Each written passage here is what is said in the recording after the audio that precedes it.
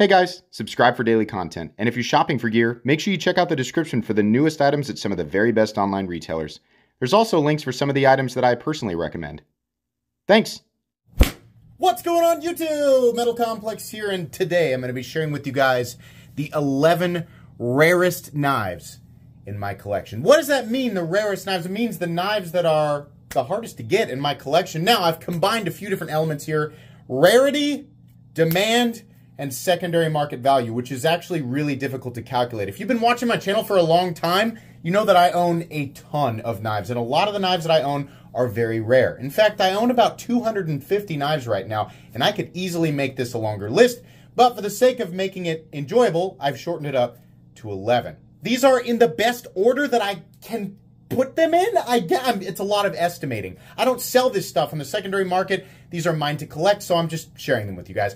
Thanks to my patrons for supporting me, and please make sure to follow me on Instagram at metal_complex. Sometimes some of these might pop up in special circumstances, but it's not likely. I'd also like to preface this list by stating that one-off knives from my collection, like the Borka or some of the Hermans, will be excluded because they are one-offs. So calculating value and rarity, it kind of goes all over the place.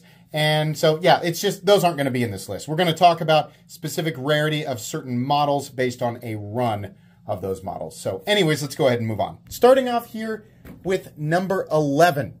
I think only 9 of these were made. This is the Crane's Cutlery exclusive Generation 1 Riot EXO. So this is the large one here, but the special thing is that it has a Zerka tie inlay. In fact, you're going to hear Crane's Cutlery a few times over the course of this video. They do special super tiny batches of particular Riot knives, and they almost always end up being in high demand down the road. There are 3 of this blade shape, 3 of the Tanto, and 3 of the bayonet, I think. I don't know what number this is. I want to say, actually, you know what? I do know what number it is. It's serial number 2. I've literally forgotten up until this point. This is a very, very rare knife, and I know that it would sell almost immediately if I put it on eBay. I also know that it's worth substantially more than what I paid for it. That's just the way that this goes. If you didn't know that some knives appreciate in value, oh yeah, definitely.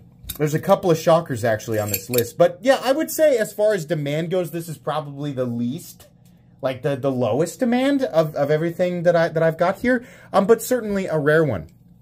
Moving on here, let's take a look at something from Vero. So this is a Vero Isotope, but again, it is one of only 9, as far as I know, only 9 that exist with a Damascus inlay. Now, I think that soon this will not be quite as rare. I would imagine that Vero plans to do more isotopes with special inlays. So as of right now, it's on this list, but I don't know if it'll remain that way. I don't know if he'll change them, if there'll be distinguishing factors between Generation 1 and Generation 2. But this is a knife that I get asked about quite often. I also don't see them listed hardly ever. So the other 8 people who own this knife on the planet are apparently not interested in letting them go. The Isotope in and of itself is kind of a rare model, but again, I know he's planning on doing more. So this is a fun one. I've always enjoyed it. I really like integrals in particular. So this one has always put a smile on my face. Moving on here, a knife that is, I guess, not quite as rare, but the demand for it is off the charts. Hinder knives in general will demand heavy secondary market prices. But this has always been kind of a special one. The Monkey Edge frag pattern, or the Monkey Edge exclusive MEFP XM18 3.5 inch. What's so special about it? It's in CPM 3V. This is the most recent generation of this knife. There are quite a few of them out there, but they almost always sell substantially higher than what they originally go for. This one in particular, I pieced together with a matching battle black titanium scale. So I don't know, does that make it rarer? Not really. I think a lot of people would rather have the original frag scale. I did this because I didn't plan on selling it, right? I know that it's like the scale is rare and the knife is rare and the demand for it would be high, and I think some people might want it in this combination. I don't know. It's really hard for me to place these. I know that it's a rare model and you almost never see them with a tie scale, right? It is a factory tie scale. It just didn't come with the knife when I purchased it from Monkey Edge. So yeah, definitely a weird one, for sure. And definitely another one that puts a smile on my face. Moving on. to another Crane's Cutlery exclusive. This is one of my favorites. This is the Riot T1000 Crane's Cutlery exclusive in Zircotai. And again, you know, very few were made. I want to say like maybe 30, something like that. 30 of them were made. Somewhere on this knife, there's actually, it actually shows the number, like the total number. Perhaps it's actually on, oh, there it is. It's right on the inside there. If we can see, it's really hard to actually see. Number 24 of 30. Now, the demand for this, I think, is substantially higher. I've seen a lot more people wanting to get their hands on special versions of this knife. I was fortunate enough to pick this up on the secondary market for the exact price that it went for, but I know they go for more. These have gained a lot of popularity as people have sort of discovered that they exist. I know that the T1000 generic version sold out pretty quickly. It looks like Riot is planning on messing around with this model further. So will they do more exclusive stuff with Crane's Cutlery? I have no idea. Will they do exclusive stuff with other, you know, retailers? I have no idea. There's a lot of factors that make the value and demand for a lot of this stuff go up and down. But I know that this particular version of this particular knife is very valuable, and the people who are collecting these are willing to pay a lot of money for them. So there you go. How much is it worth? I don't know. The goal of this video is honestly not to estimate value. By the way, the cool feature here about this knife is that it's got what I call a Frankenstein lock. It's a secondary pin lock that is actuated or deactuated. Deactuated? It's disengaged by this sort of sliding lever back here. This spring-loaded lever pushes them out, disengages it, and then it's a regular frame lock. Super duper cool. But yeah, the goal here is not to actually like try and put a value on these, because again, I don't plan on selling them, but rather just share these with you guys. Moving on, I think in my opinion, my rarest Hinder. This has been around for a long time. What is so special about that Hinder? This is an XM24, the Hinder XM24, but it's in stonewashed DLC. Now, this is different. A lot of people mix this up with the black wash finish. Nope, that's a different finish. They also mix it up with DLC. Again, a different finish. The DLC with Hinder knives is flat. The black wash finish, or the battle black, is flat with tumble marks on it. This is actually reflective. This is not a finish that you see very often with Hinder knives, and you see it even less often on XM24s. I doubt that there are more than 10 of these in existence. I very much doubt it. It's very rare to find them. If you do find them, you guys have seen them on eBay. They go for a ton of money. They are not, XM24s don't drop very often in any form, let alone in the black stonewash finish. I've actually added all black hardware to this. I've added a steel flame nut, which is extremely rare. You don't see these very often. I don't even want to know what those cost anymore. And then I've added a carbon fiber scale. So I have customized mine. This is a channel icon that I refer to as the Dark Horse. But the base version of this knife is an extremely rare one. I was lucky enough to pick this up at USA Made Blade the moment it dropped. I'll never forget that. But yeah, it's certainly a wild knife and definitely one of my favorites. Moving on here, I would say out of the bunch, this is probably the one that you are the most likely to get, and one of the only ones that I will try to link in the description. But because of the outrageous demand for this model, it might actually be harder to get this knife. I think there might be more of these out there than anything else that's on this list. That's the USA Demco AD20 in titanium. I know, I can hear your groans. I can hear them. This knife has caused people so much pain. A lot of people have sought to get this exact version of the knife and had to settle for a G10 version. I bet you're still happy though, right? The G10 versions are great. This is the USA Titanium Demco AD20. No, for those of you asking, I thought those were made in Taiwan. You're thinking of the smaller AD20.5 that came after. The reason that this knife is popular is because this knife exists. This is an original Generation 1. Note the button head screws instead of the flat ones. CPM 20 CV, full size, full thickness, Demco AD20. This is not an easy knife to get a hold of. When these drop, like if they drop on DLT Trading, they drop in a batch, and the batch usually contains some red ones, some blue ones, some green ones, some yellow ones, and then like one textured titanium one and one smooth titanium one. That's all they do. I don't know how many Demco 8020s in full tie exist. Probably more than people would guess, right? But those are the ones that everybody wants. Those are the ones that absolutely, you know, are just bought immediately, like the second they land. I think they drop at $650, but finding them on the secondary market, they are substantially more expensive. Now, they were as high as $2,000, $3,000, even $4,000 on the secondary market at one point. I think the price has actually come down, and I expect the value of this knife to actually continue to go down over time. I will cherish this knife either way. My love does not come from secondary market value, right? But yeah, this is definitely, you know, I think it deserves this sort of middle-of-the-road spot on this list. Now, let's change gears here and take the rarity way up and bring the demand way down. This is just a fun one. This is my Generation 1 PMP Alpha Beast in Damascus steel. This is absolutely one of the rarest knives in terms of the total number that exist.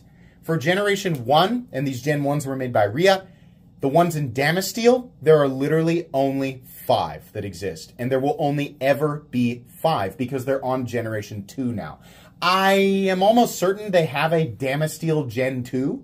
I don't know how many they made, but those are made by Fox, which is a different, those are Italy, right? Now, those could end up being even more rare if they end up doing 5 or 10, I don't know, right? But as far as the Generation 1s that are made by Riot, I own one of them. I believe I own number 2. I don't know who owns the other ones. I think Jim Skelton owns one. I would imagine the owner of PMP probably owns one, but that's my best guess. Who owns the other 2? No idea. These were originally $2,500. I honestly don't know if the price, I would venture to guess the price has gone up on them. Like if somebody were to put one of these on eBay or Arizona Customs, I would venture to guess the price would be higher. I honestly don't know. I just know it's an extremely rare knife and I'm never going to get rid of it. Moving on here, 2 of my absolute favorite knives of all time. I'm going to do 2 of these together. This is why I decided to do a top 11, because these are technically the same knife, but there are 2 of them and they're 2 different versions of the same knife. The Crane's Cutlery exclusive Riot Jack 1.5 integral in Mochatai, and the even more valuable and more rare Crane's Cutlery exclusive Riot Jack 1.5 in Zircotai. If you look these up on eBay right now, prepared for a frozen boot to the groin, my God. Now, I don't think they're actually worth as much as they are listed, but they are rare, and arguably these are the most sought after Crane's Cutlery exclusive Riot knives ever made. No idea who owns the other ones. I purchased this one directly from the website, number 14 of 24. I think I paid $980 for that. This is literally number 2. The one that is listed on eBay, they listed as number 1 of 24. It isn't. It's one of the 24 that exist, but I think he's got number 17 or something like that. I have no idea. I don't know why they're listed as high as they are. I know they're substantially more valuable than they were when they were, you know, at the retail sites. I paid my buddy Scott exactly what he paid for this, which was about $1,100, and I'm happy I did. I think this is probably the most beautiful Zircotai I've ever seen on a knife. It's also an integral knife. It's also hand rubbed satin finished M398. A little bit of hand oil on there from me. Yeah, sorry, it's still debris on there. But the M398 blade, super cool. It's just an awesome, awesome package. And the fact that it's essentially like an ultra thick liner lock, I think makes it a little more interesting, makes it a lot more beautiful. Both of them super duper impressive. The Zircotai one will always be more valuable than the Mochatai one. I'm happy to have the set. I'm happy to have one of each. And it's unlikely that I will ever get rid of these.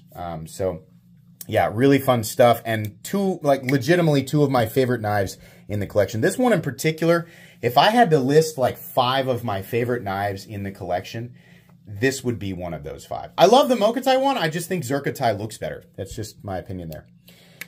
Moving on here to a knife that there's actually quite a few of. This is a super confusing one.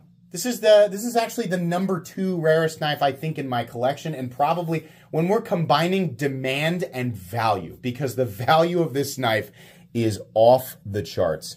This is the Hawk Deadlock Model C John Wick 4 edition. Now, I'm going to add a little extra spice to this.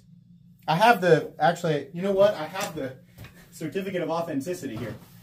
So, there are 500 of these knives in existence, this exact model. The John Wick 4 edition, which is very particularly, you know, the titanium, the DLC titanium, the carbon fiber here, the DLC coated double-edged blade. As you can see here, they are actually labeled as JW4. So if you ever find one that's listed as JW4 and it happens to be black titanium, marble carbon fiber, and DLC blades, which they exist, but there are versions of them that are like that and not John Wick 4 edition. So you got to be really careful if you're ever buying one of these on the secondary market. They will come with this. They will come with the box that was in the movie, the exact thing. They'll also come inside, it comes with the coins and the bloody pencil. It's also going to come with a certificate of authenticity. This particular one I'm very proud of. I own number 4 of the John Wick 4 edition, which, does that make it more valuable? I don't know. I just thought it was cool, like that was available, so I picked that one up. These originally sold for $3,500, which is insane to think about. They made 500 of these. Now, if you go and look online, if you're like, 500, surely somebody's got one listed. Nope. Like, where are they? I don't understand. Every now and then one pops up, right? But if you think you're gonna get a discount, you're not.